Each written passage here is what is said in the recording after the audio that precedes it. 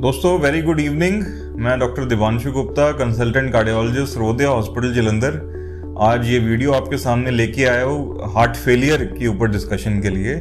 दोस्तों आपने बहुत बारी सुना होगा किडनी फेलियर, लिवर फेलियर के बारे में, पर ये सुन के आपको बहुत आश्चर्य होएगा कि हार्ट फेलियर की प्रेवलेंस इन सब बीमारियों के लगभग इनसे ज़्यादा ही है या इनके सामान्य ही है। हार्ट फेलियर अभी होता क्या है?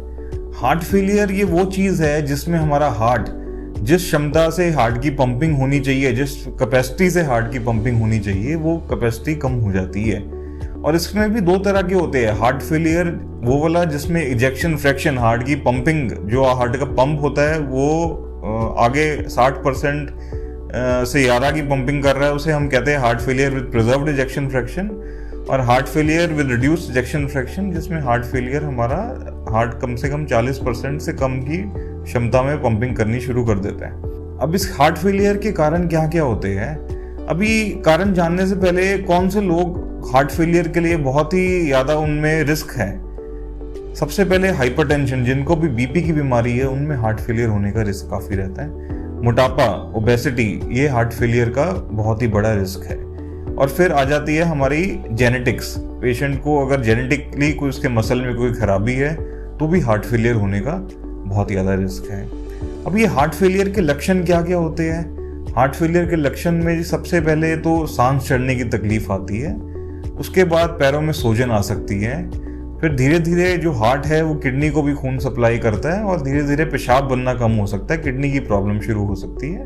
और यही पेशेंट को सांस चढ़ रहा है, पैर सूज रहे हैं, उसके धीरे धीरे मुंह पे भी सूजन आ रही है, भूख नहीं लग रही और ये सांस चढ़ रहा है काफ़ी ज़्यादा और छाती में दर्द भी शुरू हो गई है, ये सारे हार्ट फेलियर के सिम्टम्स हो सकते हैं।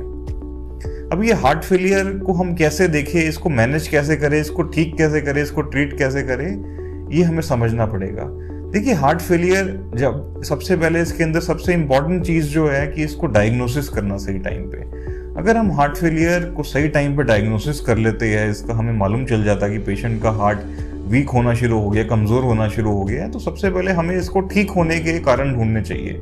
ऐसे कारण जिनको हम ठीक करके हार्ट की पंपिंग को बढ़ा सकते हैं। ऐसे कारण क्या क्या होते हैं? देखो सबसे पहले है जी, जो बीपी के पेशेंट है उनका बीपी अगर हम कंट्रोल करें तो ये हार्ट फेलियर वापस ठीक हो सकता है। दूसरा है कि जिनको पेशेंट्स को कोरोनरी आर्टरी डिजीज है, जिनकी हार्ट की नसों में ब्लॉकेजेस है और वो ब्लॉकेजेस अभी ठीक हो सकती है और उनको हम क्लीन कर सकते हैं, चाहे बाईपास सर्जरी से, चाहे एंजियोप्लास्टी से, तो भी हार्ट की पंपिंग दोबारा वापस आ सकती है। और इसके साथ साथ अगर हम अपनी खान पीन में, डाइट में थोड़ा सुधार करें तो भी हार्ट की पंपिंग बढ़ सकती है। ये सब तरीके हैं एक बारी हार्ट फेलियर को दोबारा से ठीक करने की, हार्ट की पंपिंग बढ़ाने की। अभी कौन सी डिवाइसेस है, कौन सी इलेक्ट्रॉनिक डिवाइसेस है जो टेक्नोलॉजी की हम हार्ट फेलियर को इम्प्रूव कर सकते हैं। उसके अंदर आता है जी एक 3 तारों वाला पेसमेकर, जिसको हम कहते हैं CRTD। जो नॉर्मल हमारा हार्ट होता है वो उसकी चारों दीवारें ऐसे ऐसे पंप करती है, एक साथ पंप करती है, लेकिन जो हार्ट फेलियर के कई पेशेंट होते हैं उनकी दीवारें एक दूसरे के साथ सिंक्रोनाइज नहीं करती, वो ऐसे ऐसे पंप करती है, उनको एक दीवार की दूसरी दीवार के साथ सिंक्रोनी नहीं होती। इसमें जो 3 तारों वाला ये पेसमेकर है जिसको हम कहते हैं CRTD, ये पेसमेकर डाल के जो हार्ट की ऊपर वाली और नीचे वाली दीवारें हैं या राइट साइड और लेफ्ट साइड की दीवारें हैं, इनको हम एक साथ कॉन्ट्रैक्ट कर सकते हैं और इससे 10-15% तक हार्ट फेलियर में इम्प्रूवमेंट आ जाता है और पेशेंट की लाइफ को, क्वालिटी ऑफ लाइफ को भी काफ़ी फर्क पड़ता है। दूसरी डिवाइस जो भी नई डिवाइस आई है उसको हम कहते हैं कंडक्शन सिस्टम पेसिंग। ये 3 तारों वाले पेसमेकर से कम महंगा है और कुछ पेशेंट्स को ये बेनिफिट काफ़ी ज़्यादा कर सकता है।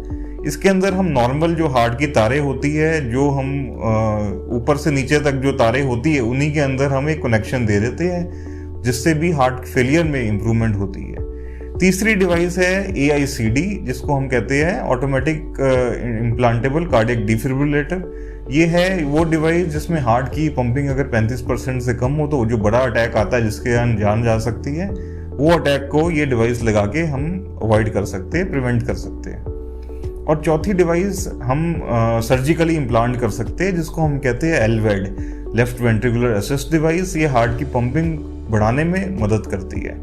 तो ये सब टेक्नोलॉजिकली चीज़ों से और ये सब दवाइयों से, मेडिसिन से, एंजियोप्लास्टी से, बाईपास से हार्ट फेलियर को ठीक किया जा सकता है, पर इसमें हमें समझना पड़ेगा टाइम इज़ मसल। अगर हम टाइम वेस्ट कर रहे हैं, अगर हम इसको सही टाइम पर डायग्नोज नहीं कर पा रहे हैं, तो हार्ट में परमानेंट डैमेज हो जाता है और फिर हार्ट फेलियर को ठीक करने के रास्ते नहीं बचते। Thank you very much.